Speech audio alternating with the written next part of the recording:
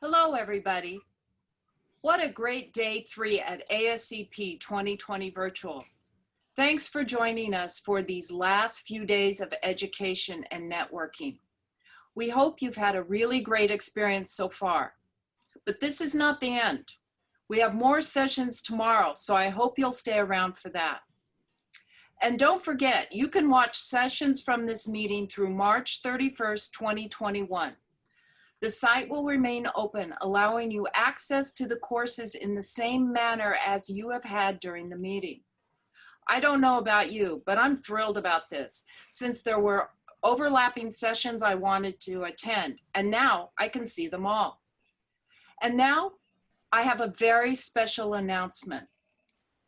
As we all know, the COVID-19 pandemic has been unlike anything this country has experienced in recent history. Dr. Anthony Fauci has been the public face and voice of the U.S. Coronavirus Task Force since its formation. We are honored that Dr. Fauci will join ASCP CEO, Dr. Blair Holliday, on September 23 for a 1 p.m. Central Time virtual presentation and conversation to answer questions about his experience leading the country through these unprecedented times. Mark your calendars, and we'll be providing more details on that very soon. Register for the event at www.ascp.org/townhall. I hope you will be able to join us for that. Before we move on to our Mixology Social Hour, I'm pleased to announce the winners of this year's poster contest. Please forgive me if I mispronounce your name or mispronounce something in the title of your poster. For the scientific poster, Michael Kamid, for reproducibility of histologic assessment in portosinusoidal vascular disease liver biopsies. For the resident poster, Samarine Fatima, multiple BD-glucan and CMV test ordering by multiple physicians, analysis to assess the frequency of duplicate test orders. For lab practice, Holly Berg, anaerobes direct from blood culture bottles can be identified by early matrix-assisted laser deabsorption ionization, time of flight mass spectrometry, MALDI-TOF MS, at 24 hours or less.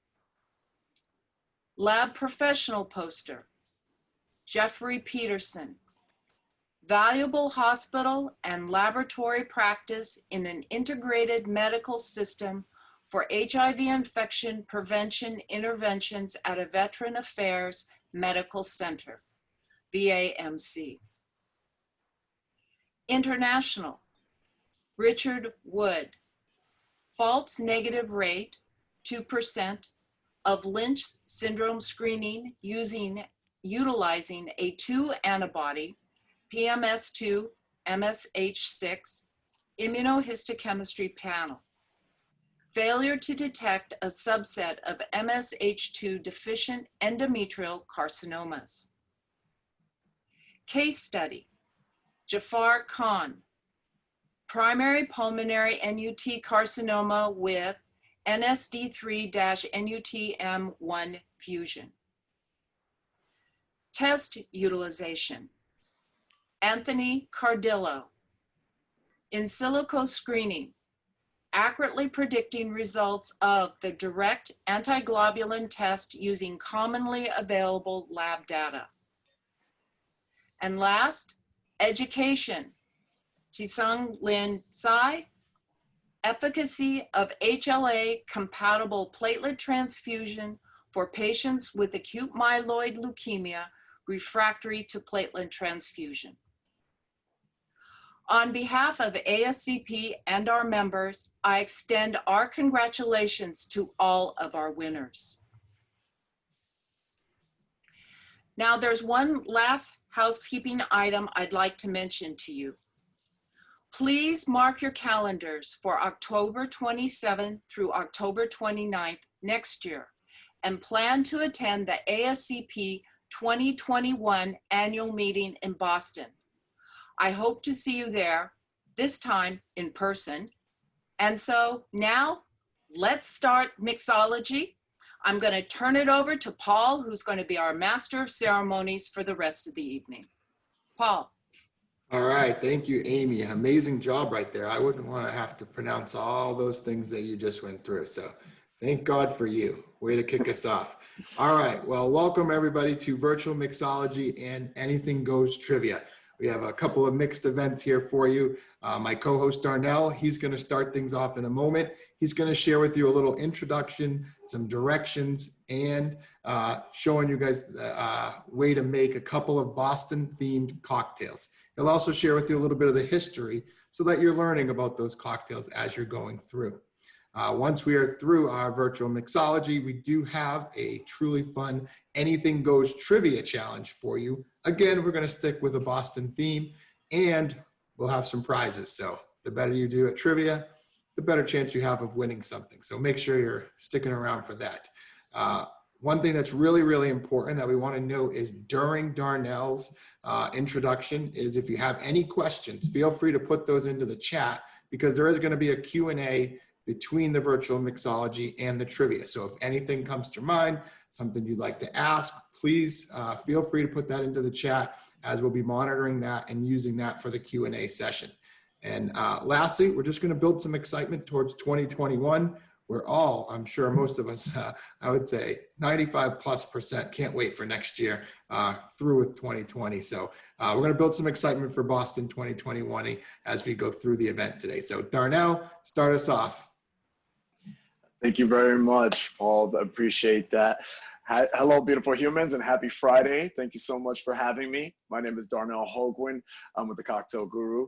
I've been in the beverage industry now for about 16 years and been involved in all sorts of different facets of the beverage industry, from winning a couple of cocktail competitions to hosting a podcast called Azúcar y Limón, beverage focused, where we speak Spanish, Spanglish, and bad Spanish. And we do have some fun content in English as well. And lastly, I do have a lovely little cocktail bar in the Lower East Side of Manhattan called Last Lap, which is where I'm very blessed to be at today, presenting some awesome cocktails for you. I hope that today you're able to take away some really fun facts and cool knowledge, and hopefully maybe polish up anything that you may have known already. I really, really encourage that if you have any questions or any comments you'd like to say, definitely throw it in the chat. We'll have an opportunity to get through them rather, after we enjoy some cocktails. Well, speaking of cocktails, let's go ahead and talk about a little bit about that. The word itself, cocktail. How do we get to defining it as that? Well, in the early 70s, there's a lot of different origins, right? A lot of historians have found different sources. But my personal favorite story is that in the early 1700s in New Orleans, people were enjoying these tasty libations in these small egg cups. And those little egg cups were called coquette. And that word itself had evolved over time from being coquette to cocktail to eventually cocktail. And the way that we ended up defining that word, cocktail, was defined and published in the late 1700s as 4 simple ingredients. It was defined as, and see if this maybe rings a bell. It was defined as spirit, sugar, bitters, and water. 4 very simple ingredients. Sounds familiar, right? That right there in itself is the old fashioned. That's right. The old fashioned is in fact the first ever cocktail in existence. It is how we got to creating a beautiful framework of different cocktails that we enjoy today. How do we get around to calling that the old fashioned? Well, about 100 years ago, there was another dark period in the United States, and that time was where we lost our way and we created prohibition, where we prohibited the sale, distillation, and consumption of alcohol in the United States. Such a dark time, such a dark time. But you know what? It created a whole subculture. It influenced so much. What ended up happening is that we had all these little secret bars hidden behind coffee shops, down alleyways, behind barbershops, and these secret doorways. And these bars had a very specific name in itself. That name was speakeasy. And do you know why they called it speakeasies? Well, you were told, shh, speak easily. You had to keep your voice down. It is a hidden bar, and everyone's having a little bit of a low-key vibe going on at that time. But as a result, what also occurred was you had people like myself, bartenders and mixologists across the country, suddenly were told that their job is no longer legal. So what was I left to do? I fled. I went off to the Caribbean. I went off to Europe. I traveled the world, tried all these new herbs, spices, liqueurs, vermouths, and aperitivos. And that knowledge I brought back with me back to the United States. And when I started to play around with these fun ingredients, mixing them in all these different cocktails, I ended up having guests that would come over to the bar and they'll say, nah, don't give me any of that fancy stuff. Let me just get an old-fashioned cocktail. And that is how we got to dubbing this the very classic old-fashioned in itself. And this right here was a beautiful framework for a balance of cocktail in which you're able to get the wonderful layers of flavor coming not just from the spirit, but also the beautiful balance of a bitter element like a sour or a bitters in itself, and a sweetness with the water just kind of bringing it all together. So that leads us to an actual beautiful, really, really wonderful classic that is actually coming out of Boston. It's one of the most traditional, if not the classic for Boston, and that's known as the Ward 8. This Ward 8 cocktail was created around the late 1800s, early 1900s, like 1898 to be specific, in Boston. And it was created at the Loch Ober fine dining restaurant. And at that time, it was said that it was done as a kind of tribute to the Democratic political czar, Martin Lomansny, when it was named after the Ward 8 area of Boston in itself. Now, there is one key ingredient that goes into this cocktail, and an ingredient that we actually often kind of take for granted and also are a little confused about, and that ingredient in particular is grenadine. Now, grenadine, I promise you, is not the cherry juice in that little canister you see at the bars. And it's that little red bottle you may have seen a couple of times kind of tucked away in a couple of bars. It's not all used as often as it should be. Well, because unfortunately, we've had that ingredient itself kind of get misused and just wrong ingredients went in it. It was having the wrong kind of base. But when you think about what the word is, grenadine, it comes from the word granada, and that's pomegranate. So making grenadine at home is actually super simple and so encouraged, because you can have an ingredient that is so versatile, so delicious to use in so many different cocktails and mocktails that you can have a plethora of flavors to play with. And the way to make a grenadine at home is super, super easy, guys. You just want to grab some pomegranate juice, some sugar, equal parts, and just mix that together, just kind of like making a simple syrup, right? A syrup that's just that simple. It's 1-to-1. So we'll do sugar, equal parts of pomegranate, and equal parts of sugar and pomegranate. And if you let that simmer for 10-15 minutes over a stove with like some citrus peels, a little rose water, and cinnamon stick, now you added robust flavor, and it's intensely delicious. So having this little ingredient right here is going to be a nice little key component for making our Ward 8 cocktail. To get started, one of the things we're going to need is a cocktail shaker. This here is actually a variation of a type of shaker called a Boston shaker. See, Boston was actually contributed a lot in terms of our spirits history.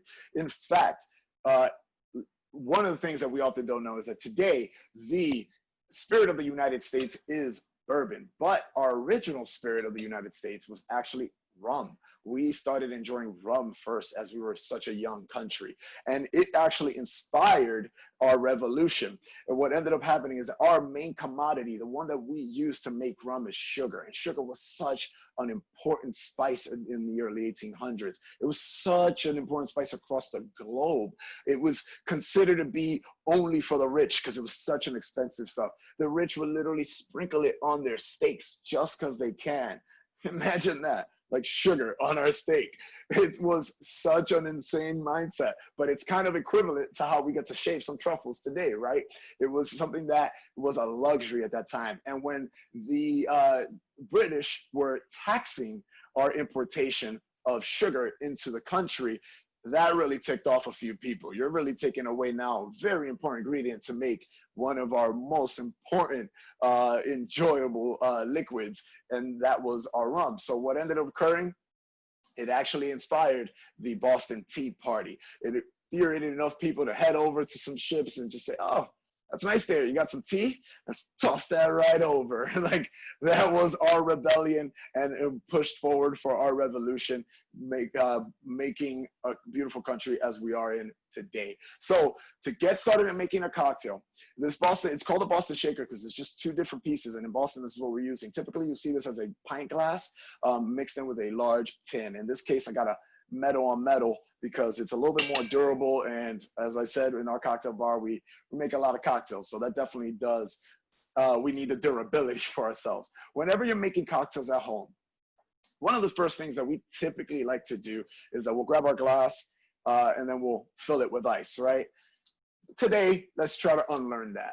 Ice will be last. Ice is kind of like fire to a chef, is what ice is to a bartender. So how we apply the heat is very important in making our cocktail. And another important step in making your cocktail is that you want to go ahead and work with your cheapest ingredients first. Spirit should be just before the ice, so second to last in our mixing.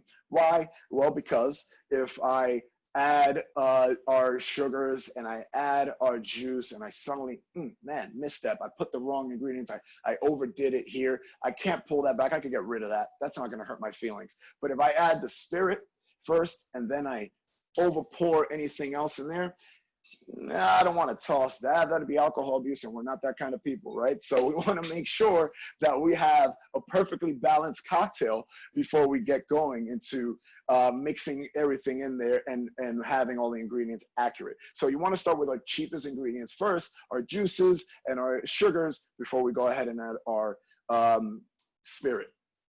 To measure, I have here what's called a jigger. This jigger right here is a Japanese style jigger. It measures 2 ounces to 1 ounce, and inside is some funky lines that allow me to know if I'm measuring a little less. Now, this is obviously a workhorse for me. This is something where we're making a lot of cocktails here at the bar, so we need this durability. But for at home, feel free to just grab a shot glass. A shot glass can definitely give you exactly the measurements you want when you play with ratios. You know that a shot glass fits about 1.5 ounces to 2 ounces. So when that happens, you could always just kind of figure out that half is 1 ounce, half of that is ½ ounce, right? So we can play with that notion. So I'm gonna start off with the grenadine that I have here already prepared, and I'm gonna do ½ ounce to get started of grenadine.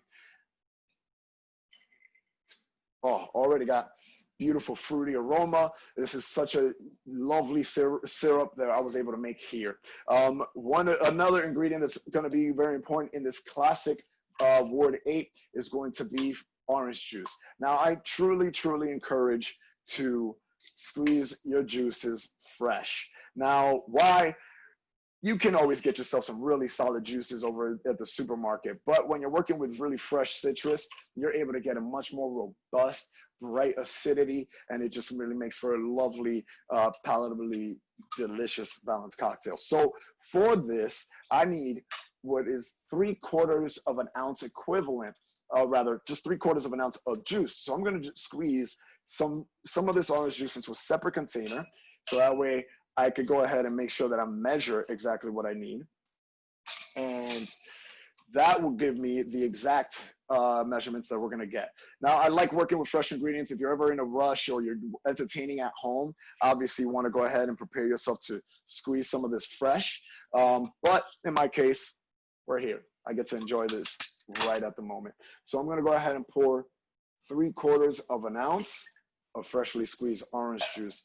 Next up, keeping the mentality fresh, we're gonna go ahead and do an equal portion of our lemon juice. I'm cutting out here a little slice. I'm gonna save that for later just for a bit of a garnish. But what we wanna have here now is also 3/4 ounce of lemon juice that I, again, am choosing to squeeze here in a separate container. It allows me to kind of make sure I don't lose too much of the juice when I'm mixing. So with 3/4 of an ounce of lemon juice, you should be able to, now about a lemon, depending on the size, depending how much, how fresh it is, can often give you about a total of 3/4 to maybe even sometimes an ounce and a half of juice, depending on what you're playing with. But here, see this little bad boy gave me a little extra. I'm gonna put 3/4 of an ounce here of that. So the Ward 8 cocktail itself is a very classic Boston style cocktail that has actually seen a couple of different variations. This one in particular is probably the truest form we're gonna hit to. And then the next one, I'm gonna show you guys in another variation of the Ward 8, which will be considered the Boston cocktail in itself. But in this case, for the Ward 8, we're gonna be using rye whiskey. Now, bourbon is in fact the national spirit of the United States, but bourbon and rye is something that is very heavily produced here in the States. Why? Well, because every country produces the local product that it grows naturally. And because sugar and importation started to get a little bit more expensive, and here in the States, we do like our spirits, we realized, oh, we grow a lot of corn. So from growing a lot of corn, we decided to go ahead and just grab that, smash it, ferment it, distill it, and it gets to become bourbon. In this case, it's rye. So when you want to consider the difference in spirits, think of it like bread. The makeup of corn is 51% or more in their mash. Of bourbon is 51% of corn in their mash, and rye is 51% of rye grain in their mash. So think of it like bread. Rye bread, a little spicy, kind of cereal. Cornbread, sweet. So that's what you're gonna get out of your whiskey. So next up, we're gonna go ahead and put 2 ounces. That's gonna basically be a full shot of our rye whiskey. I'm gonna fill that up to the top, get that meniscus. That's a little Chem 101. That was a little lesson we learned here. And that right there has us all the ingredients inside. Now, what I always like to encourage is that take like a little chopstick, a little spoon or something, and just mix it all up and add a little drop to the back of your hand and give that a little taste. Why are we doing that first? Because we're good chefs out here. We want to make sure that the balance of flavors are right there before we apply some heat, so to speak. That's already perfect for me. I'm getting wonderful acidity. I'm getting the sweetness kind of coating my lips, a little bit of the fruit coming from the pomegranate, and a nice little spiciness from the rye. So next, we're gonna go ahead grab a scoop of ice. And you wanna go ahead, if you got a little tin, you wanna fill up, depending on the size of your ice, about halfway up there. And we're gonna go ahead and seal this shaker. So if you got yourself a good seal with a Boston shaker, some of you, I'm not sure what kind of tins you might be working with. Maybe you're working with a 3-piece cobbler shaker, as it's called. It's one that has a lid with a little cap.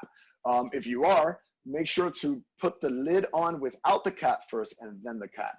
Because what's gonna happen here is that we're gonna start adding a technique called shaking. And that's going to kind of expand and contract the metal, and it'll make it a little harder to get it loose once we're done. So that's why you want to get more. But if you got a Boston shaker, once you got it sealed properly, you should be able to just do this. So it'll work just nice. Now, for shaking, excuse me, for shaking, it's a very easy technique. You may have seen a lot of complicated shakes out there from a lot of different bartenders. Remember, these guys are producing 300 plus cocktails a night. So we have to protect our elbows. Tennis elbow is a real thing. So we want to make sure that the rhythm is always consistent for us. But at home, super simple, super easy. The goal here is to treat it much like a protein shake bottle that has a wire inside. We're trying to create aeration. We're trying to break up the ice cubes to introduce the water ingredient in our cocktail. And then we want to also get it nice and frigid and cold and create this nice frothy texture. So the process is simple. We're gonna get, if you're right-handed, you're gonna put left hand in the bottom with the right hand on top, kind of holding it in place. If you're left-handed, obviously you wanna switch that up, but I'm ready, so we'll keep it that way. Keep it horizontal. The goal is now to make contact from end to end, pumping air into it, letting the sugars inside catch those air and create little bubbles.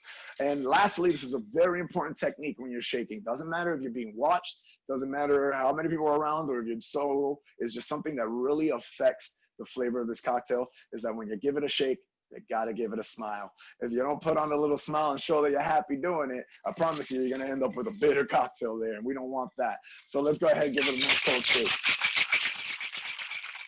You start feeling the metal getting nice and cold in your hands. You start hearing the ice kind of start to break down and get a little quiet in there. You want to just pick that up nice and cold. Just back and forth motion, keeping it right over your shoulder. Super simple. I'm going to complicate it a little bit because I'm fancy.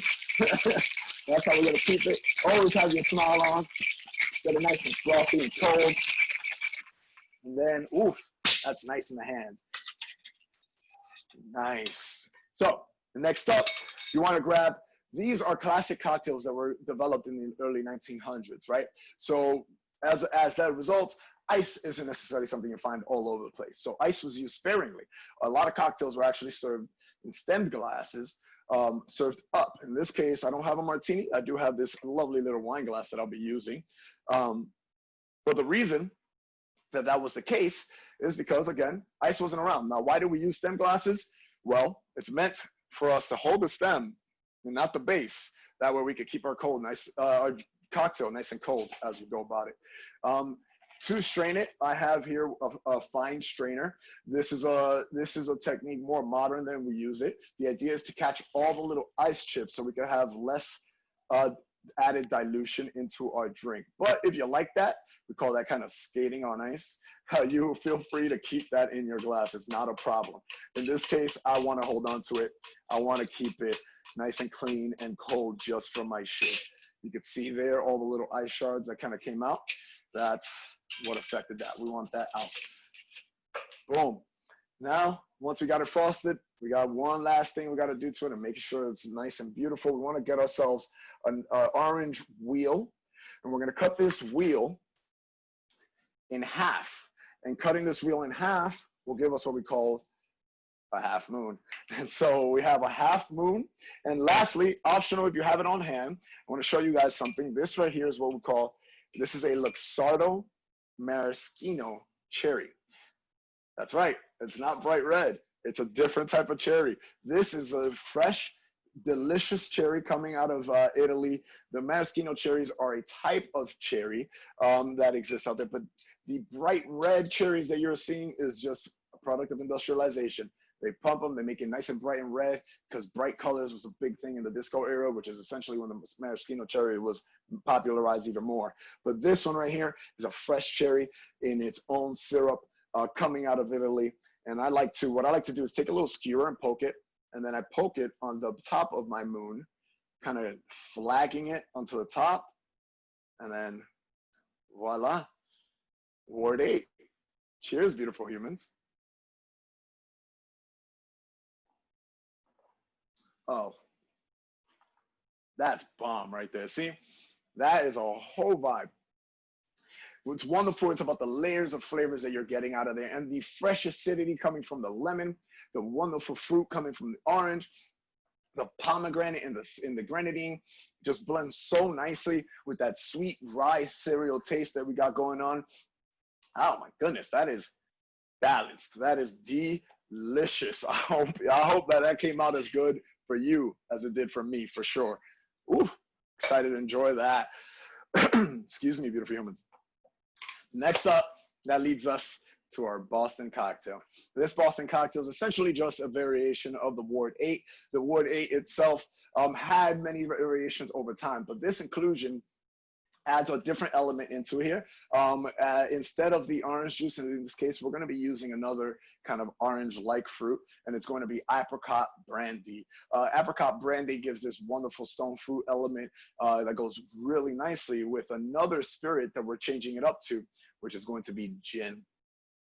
Gin is in fact the world's first flavored vodka, often to be misunderstood. We often connect it to like really bad memories that we may have had in college drinking that real poor quality stuff, but gin in itself is such a beautiful spirit. Not every gin is one and the same. They all come from different regions, and because of that, they come with different methods. And all essentially it is, it's a grain distillate, something that starts very clean and pure, and it is later infused with juniper berries, which is the key component in making gin. and all these other different type of botanicals, giving you such a layer of complex flavors. And because gin is such a perfumed spirit, it is typically distilled at a higher proof, because much like kind of a perfume, which would be kind of extracted with alcohol, whenever the higher alcohol content, those will allow for more aromatics to pop through. So that's one of the things that we're going to be getting out of this cocktail. So to get started, once again, super simple cocktail. We're going to go ahead and go with our cheapest ingredients, which is going to be a 1/4 ounce this time. So think of it as half of your shot glass, then half of that, then half of that. And you'll go ahead and get a 1/4 out of your shot glass to go ahead and grenadine. The only thing, we're adding this just for a touch. See, sugar in a cocktail is often misunderstood as well. It's not just to balance out all the acidity, right? Which is the bitter element in a classic. What it is also is to create mouthfeel, texture. When you're able to take a sip of a cocktail that has an appropriate amount of sugar in it, you're able to then create this beautiful coating that kind of coats your lips, coats your palate, and then it allows you to pick up all these other nuanced flavors that are inside the cocktail. So I always encourage people that when you think about a cocktail, unless there's any sort of health reason, I encourage you not to change any recipe or anything like that. Try it out. Oftentimes, I can understand not everyone's going to give you the best balanced cocktail, but you're making these cocktails, so you'll know exactly the kind of cocktail you'll like. And because you're making it for yourself, there's always tweaks. Why? Because we learned how to tweak that from starting with our cheapest ingredients. We then move our way on up.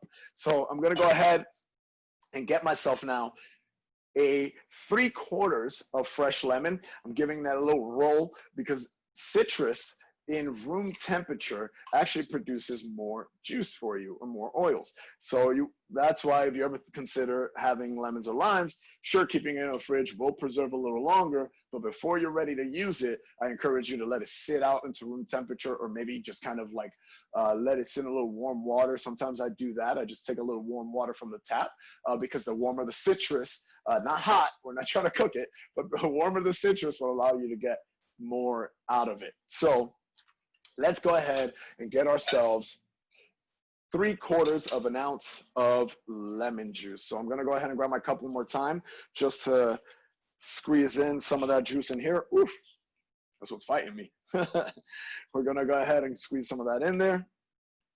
Get some of that beautiful, delicious, oh my goodness. Squeezing the fresh citrus is one of my favorite things to do, especially when I'm making cocktails one at a time. Why? Because you then also express some of those oils that are in the skin and just makes the room just smell gorgeous. So we're gonna go ahead and take 3/4 of an ounce, touch it up just a bit.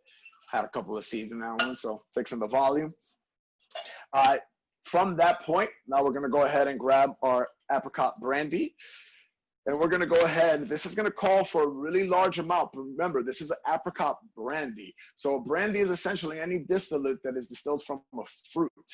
So this in particular has a nice little high percentage of it. So it's not just going to be sweetened all the way through. So that's why with this one, we're going to match the measurement and do 1.5 ounces of this apricot brandy. Now, it is typically, apricot brandies normally kind of range around the 20% range of ABV, which means that it's still lower in content. And when we mix this in with the ice and everything else, it'll be nice and balanced. I'm going to grab my gin that has beautiful aromatics, and we're going to go ahead and match that with another 1.5 ounces. Right in there into my shaker. Don't forget, very important step is to mix it up and give it a little taste. Oh, that's nice. See, this one, because it does, my brandy is a little bit on the sweeter side, I'm going to touch mine up with just a bar spoon of lemon juice. See, because I'm making a cocktail now for myself, so I want to make sure it's a little bit more brighter and drier. I like mine like that way. But if you like yours a little sweeter, feel free to touch it up accordingly. That's the important element, right? We're making this cocktails for ourselves, and we want to make sure that we're having something that we really enjoy. I mean, it's Friday, right? So let's go ahead and get some ice in here. We're going to go ahead, give that a little shake. It's got a good seal in there. All right, don't forget to get a proper shake going. It's not this. It's not this. It's not this. We're gonna go ahead and put our shaker with the, if you have a glass, make sure the glass is on top. If you have the cap with the little lid, make sure that's also on top. That's gonna be facing our direction, because if anything spills outward, at least we're not taking it out to our guests, right? We're bringing it out behind our shoulder. It's gonna be left hand in the bottom, right hand up top. And then this time, don't forget, bring on a smile. Let's give it a nice big shake.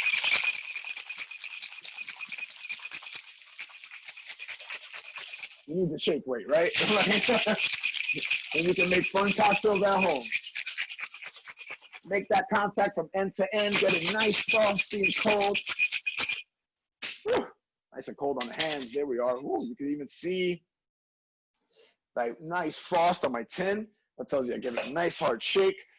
Got another little lovely wine glass here to be my stem glass. I'm gonna go ahead and strain this, fine strain it one more time. This will catch all the pulp as well. Beautiful, beautiful color. It's got a nice little lighter color than our Ward 8 because it's an unaged spirit, so we don't have that diffusing the color. And lastly, this one's super simple. This one, we're just gonna go ahead and put a lime wheel. Now, you could always take your lime, and what I like to do sometimes is taking a small knife coming from the middle out, you could go ahead and kind of create a little slit, and that little slit allows you to flag it on there, makes it nice and lovely. But personally, in these cases, I like to flatten it right on top, because that way I get the beautiful citrus just kind of floating at the top, and every time I come get a sip,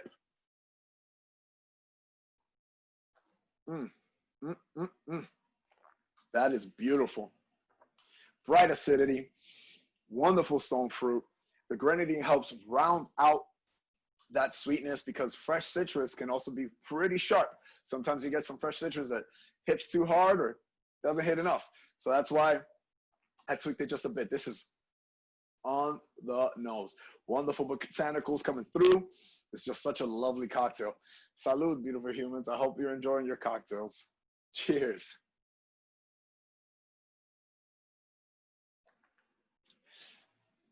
And there you have it, 2 beautiful classic Boston cocktails that I hope you're going to enjoy. Cheers. Thank you, Darnell. That was awesome as usual. Just a couple of quick questions besides all of the compliments in the chat about your incredible presentation as usual. So real quick, can you repeat that grenadine recipe for us? Absolutely. So, excuse me. Classically, the grenadine was typically just equal parts. So think of it as making a simple syrup at home, 1-to-1. So if you had 2 cups of pomegranate juice, match that with 2 cups of sugar. And then classically, what was normally done is just kind of like a couple of drops of rose water.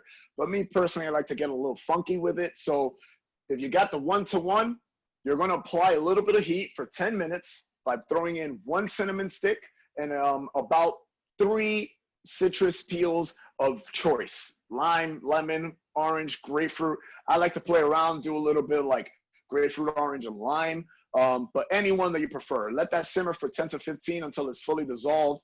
Strain and cool down, and it works great in lemonades. It works great in any sort of classic. And these 2 particular classics as well, you can enjoy without the spirits as well. It's super delicious. And then the other finally question, what exactly are bitters? Bitters. Bitters is, at this point today, considered a salt and pepper of a cocktail. It provides so much different unique flavors. But bitters, when it was originally created, is actually the pretense to distillation and alcohol consumption. We discovered how to make alcohol, and bitters is an extract of herbs, spices, and barks, and it was considered to be used for medicinal purposes. So bitters was a medicine, original medicine, before we advanced in our science and became the wonderful people that like doing the wonderful work that you guys are doing. We would use bitters as a form to kind of dilute it in some water or sparkling water, and to help with light ailments like stomach aches or any kind of like small fevers. It was an early medicine that people were enjoying. So there's so many different types. Classic one is that you may have seen in supermarkets is Angostura. with the yellow cap. This is what we use in old fashions. This is a fun fact, not the first bitters that was ever used in old fashions, despite how old of a company that this is. That unfortunate company that did not make it through. But this is the classic one. And this one right here has flavors of baking spices. So you got cinnamon and allspice and gentian root. And that combination works really lovely with like aged products like whiskey. Someone's husband was given pear brandy by a Serbian colleague. Can you use that instead of the peach brandy? Absolutely. I'll definitely let you guys in on a little secret. I cheated a bit. I got peach brandy myself. So it's not that you're always going to find that. But what you really want to do is get yourself any sort of brandy that is from fruits. Try not to stick to a traditional grape brandy, because then at that point you're leaning more towards cognac. But definitely stick to something that's like either apricot, peach. The classic is apricot. A peach can obviously do. They're both stone fruit family, but definitely encouraging with the pear, especially with gin. That floral flavor profile that's in pear goes so good with gin, for sure. And Darnell, could you drop us your socials again, especially your YouTube? Yeah, absolutely. You can find me on Instagram with Drink and Wit, DRINK. ANDWIT, and Azúcar y Limón, which we are actually on YouTube. We have some English content there. That's AZUCARYLIMON, Azúcar y Limón. So it's like sugar and lime or lemon. Azúcar y Limón podcast. You can find us on YouTube or on Instagram. It's azúcar.y.limón. There it is. Thank you very much. Yeah, that has some really fun content. We just got right back in the rhythm as well. We're on Spotify, mostly in Spanish in Spotify, but we do have really fun content as well on our social English content, stuff that we're going through at this time during COVID and how the industry moves, and fun tips on like how to cut citrus and how to make fun cocktails at home as well. Fantastic, Darnell. Thank you very much. I think we're about ready to win some prizes here. Paul? All right, so I am back. What a great job by Darnell. Hard act to follow there. You got to give them some adult beverages, and I get to ask them hard trivia questions. So there you go. Well, it'll make the trivia questions a lot easier, I hope. There you go. All right, so everyone, welcome to Anything Goes Trivia. I'm just going to take a moment to share my screen, and then we'll get into the action.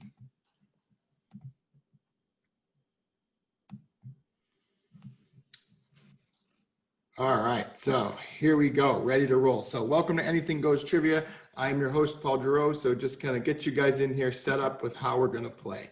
So key things you need to know. This game will be composed of one round with 15 questions. The question types will either be multiple choice or text response. So with multiple choice, you'll get up to 4 answer options. You want to click on the option you think is correct. Now, just one important note, you can't change answers. So once you've clicked on one, make sure that you're confident in your answer before you hit it. That's important. Text response means you're going to have to type in the answer, so spelling becomes critical. Make sure you're spelling your answers correctly. Again, because speed's going to be a big part of this game, we do want you to at least make sure you're comfortable with the answer you choose. Now, the questions today are going to be a fun introduction to Boston. We have a huge Boston theme today. We're really excited about 2021 having your group in Boston. So that's why we're doing a lot of Boston stuff for you. So a couple of key things here. You have 15 seconds to read and answer your question, but do know the faster you answer, the more points you will score. So you'll notice as you're reading the question, your points will be decreasing the whole time. So you not only want to get it right, but you want to do it as fast as you possibly can. Scores will be based on individual performance, and we have prizes for the top 3 participants today. So if you're in that top 3, here are the prizes. For first place, you're going to get free registration to the ASCP 2021 and 1 coach round trip flight to Boston. So that'll really help you out for coming next year. For second and third place, you will earn free registration to ASCP 2021. So hopefully you guys are doing well, smart, and ready to roll with some trivia. So how do we do this? The game is going to be played in a separate browser, and we're going to share our URL once I get through all the instructions. I have learned if I give you the URL too early, you start playing without listening to me. So a couple of key things that you need to know to finalize and be ready. Once you're on the game website, it's extremely important. It's going to ask you for your name. Please, please, please make sure you put your first and last name, as that's how we're going to make sure you get your prizes out there. So please make sure you put in your first and last name, and then you click go, and you'll be in the hold screen waiting for me to start the game. Now, final notes. If you have any issues, please feel free. Andrew's working hard, keeping track of everything that's happening on the chat. So if you have any tech help, feel free to put it in there. He's going to be monitoring that to help you out. And then once I get everybody the URL, just give it a few moments. I just want to have everyone have the opportunity to log in before we begin. And we will have a scoreboard, so we'll let you know how you're doing. So, all right, the URL you've been waiting for. How are we going to do this Anything Goes Trivia? Is play.teambonding.com/ASCP. The good thing is Andrew's a master. He's putting that in the chat right now. So if you can see the chat, you'll notice it in just a moment. If you're having trouble and you can't see the chat, once again, let me share that with you. Play.teambonding.com/ASCP. All right, hopefully you guys are ready. We're going to start our trivia. Like I said, we're just going to give a few people a chance to get logged in, and then we're going to start. So good luck to all our participants. We'll see what you guys know about Boston.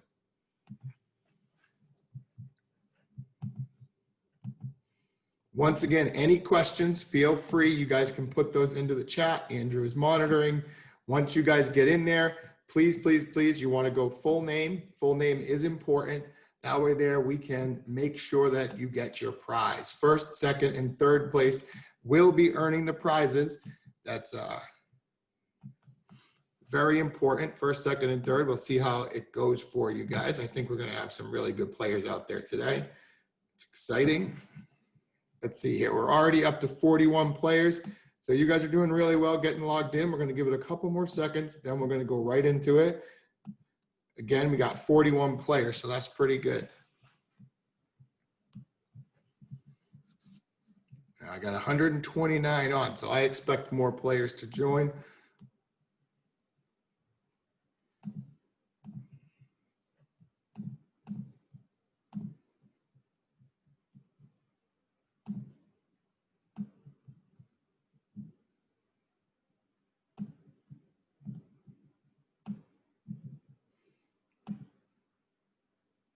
All right, one more time, you'll see on the bottom of the shared screen, if you missed it, it is play.teambonding.com and then /ASCP. That's where we're going for to play.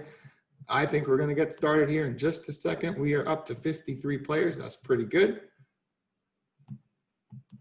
We're going to start. What'll happen is when I start the game, you'll see a 10-second countdown and your first question will appear. So when you see that 10-second countdown, be ready to go. Good luck, participants. Let's do this. Here we go. 10 seconds has started. Be ready for your first question.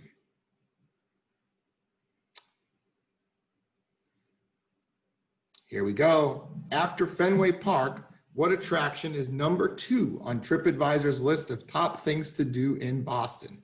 Is it the Freedom Trail, Museum of Science, North End, or Samuel Adams Brewery? Let's see what the percentages are telling us. All right, 41% say the Freedom Trail. That is our highest percentage. 39 say Samuel Adams Brewery. I think having the Mixology first kind of helped that answer. Correct answer is the Freedom Trail. All right, next question. Here we go. From the iconic Boston dish dating back to colonial days and served in a crock, the city earned the nickname Blank Town. All right, this is one of those texts. Make sure we're spelling correctly. You want to make sure you're spelling things correctly. All right, what do we have? 88% say bean. I see clam chowder, beans with an S. Ooh, that hurts the spelling. Baked beans, someone got very specific. Correct answer we were looking for was bean, Beantown, Beantown. All right, keeping it rolling. Here we go. The curse that kept the Red Sox from winning the World Series from 1918 until 2004 is reportedly due to the team selling which player to the rival New York Yankees? Here he is. You see a picture of Big Papi, famous Red Sox player who helped break that curse. All right, what was our percentages? 83% said Babe Ruth. Is that correct? Yes, Babe Ruth was the correct answer we were looking for. Keeping it rolling. During the Boston Tea Party in 1773, a group called the Sons of Liberty boarded British ships and threw chests of tea into the water. What were they dressed as? British soldiers, ghosts, Native Americans, or women? All right, our percentages, all right, they're pretty close. 49% say Native Americans, 45 say British soldiers, 4 for ghosts, they've been to Salem, 2 for women. Let's see, the correct answer is 49% Native Americans was the correct answer. Number 5, here we go. By what one-letter nickname is Boston's mass transportation system known? B, C, M, or T? What is the correct one-letter nickname? All right, percentages again, here we go. 50% say T, 35 say M, 8 for C, 6 for B, and T is the correct answer, 50%. So let's quickly take a quick look at our rankings here. How are we doing after 5 questions? Right now, Nam is in first place, 454 points, 5 out of 15. Great job, Alex. Pyden, 5 out of 15. In second place, 336 points. And Lisa Simmons, 4 out of 15, 313 points. So here we go. We're going to keep on rolling. We still have some more Boston-themed trivia for you.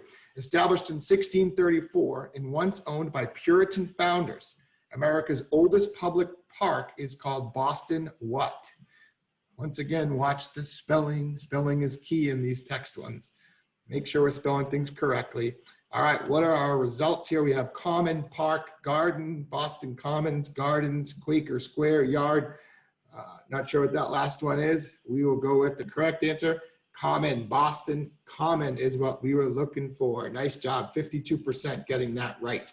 Which of these TV series does not, it's a tricky one, not primarily take place in Boston? Was it St. Elsewhere, Fringe, Cheers, or Bewitched? All right, here we go. Looking at our answers, 54% say Bewitched, 17% for St. Elsewhere and Fringe, and 11% say Cheers. The correct answer was Bewitched. Nice job, 54% getting that one right. The Central Artery Tunnel Project, which took 25 years to complete and overran its budget by 190%, is best known by what nickname? Brinkerhoff's Blunder, The Big Dig, Road to Nowhere, or The Great Mistake? All right, here we go. 66% say The Big Dig, 17 for Brinkerhoff Blunder, 7 and 10 for Road to Nowhere, Great Mistake. Correct answer, The Big Dig. All right, this is proven you guys know about Boston. You guys are doing great. The legendary TV show Cheers took place in Boston. What was bartender Sam's famous final line spoken in its series finale? The bar won't be the same without you. Sorry, we're closed. You don't have to go home, but you can't stay here. Let me buy you one last round. All right, mixed percentages, big choices between sorry, we're closed, and you don't have to go, but you can't stay here. Correct is sorry, we're closed, 34%. Nice job. Here we go. Nicknamed American Gentleman, the small dog breed with the tuxedo-like coat is known as the Boston Blank. Here we go. Oh, that's a nice little puppy. Spelling, spelling, spelling. Big differentiator here. All right, let's see what we have here. I see terrier, terrier, pup, bee, boxer, pug, and poodle. Correct answer is Boston Terrier, 84% coming through. Let's go back to our leaderboard. Here we are. Alex slid up into first. Alex Pyden, 489 points. Nice job. Lisa Simmons in second, 455. Nam slid down a point, 454 in third. All right, we got 5 questions to go, everybody. 5 questions to make your move. Let's see what we got. Name the museum known for the biggest art heist in history with more than $500 million worth of paintings stolen in 1990. Boston Met, Isabella Stewart Gardner Museum, Boston Public Library, or Museum of Fine Arts. Here do we got? All right, 38% say the Met, 21, the Isabella Stewart Gardner Museum, Boston Public Library, 5%. Museum of Fine Arts is the correct answer. 21% got it right. Isabella Stewart Gardner Museum. Here we go. We were all together in Boston in 2012. What was the name of the hurricane that also joined us? Was it Sandy, Sally, Carrie, or Diane?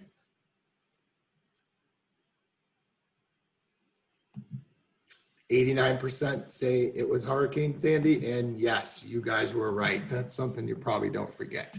Number 13, what 2015 film focused on a team of investigative journalists at the Boston Globe newspaper? What was the name of the movie? You even got a little picture there to help you out. Maybe that'll help you. Let's see what our results are. We have Spotlight, Forrest Gump, The Globe, Grecia on the Red Rocks, Frost Nixon, Boston Milk, nope. The Lion King, no, and Suits. The correct answer was Spotlight. 2 players got it. That should probably help on the scoreboard. Here we go, number 14. Which of these is not the name of an NFL team that at one time or another played its home games in Boston? Was it the Boston Blues, the Boston Yanks, Boston Patriots, Boston Bulldogs? All right. 38% say Boston Blues, 24% for the Yanks, 10% Patriots, 29% Bulldogs. Correct answer is Boston Blues. We've never had the Boston Blues.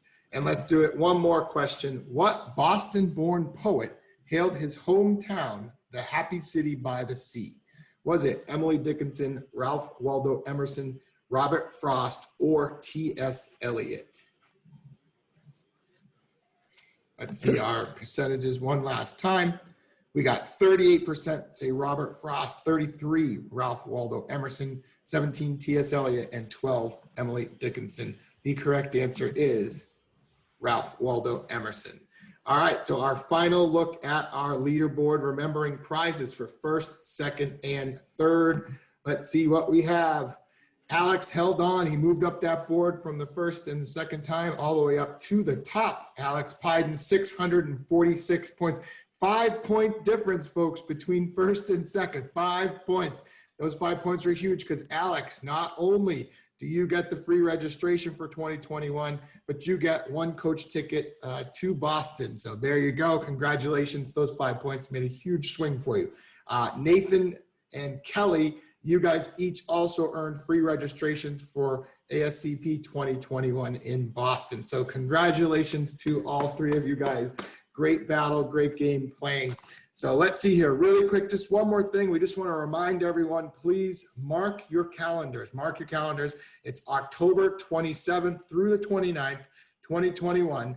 That is next year's ASCP 2021 annual meeting in Boston. So one more time, October 27th through 29th, 2021. We'll see you guys annual meeting in Boston, the ASCP 2021. So thank you guys so much. Hopefully you enjoyed our mixology as well as just a little bit of Boston flavored trivia. And we'll see you guys all next year. So thanks so much for joining today.